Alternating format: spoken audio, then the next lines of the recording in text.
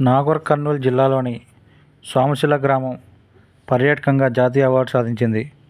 శుక్రవారం ప్రపంచ పర్యాటక దినోత్సవం సందర్భంగా ఢిల్లీలోని కేంద్ర పర్యాటక శాఖ మంత్రి గజేంద్ర సింగ్ షెకావత్ ఈ అవార్డును ప్రదానం చేశారు.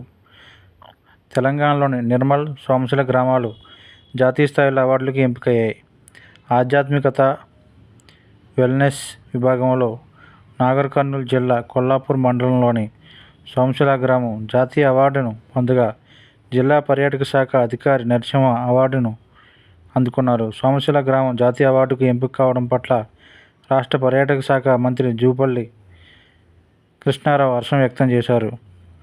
ఒకవైపు పచ్చని నల్లమల కొండలు, మరోవైపు నీలిరంగు పులుముకొని సాగిపోయే కృష్ణమ్మ పర్వాలతో సోమశిల గ్రామం చూడముచ్చటగా కనిపిస్తుంది.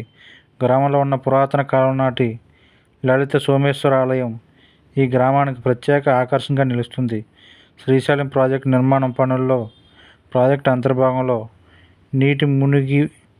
నీటి ముంపులో మునిగిపోయి ఆలయాన్ని పురావస్తు శాఖ సోమశిల గ్రామంలో పునర్నిర్మించిన సంగతి తెలిసిందే.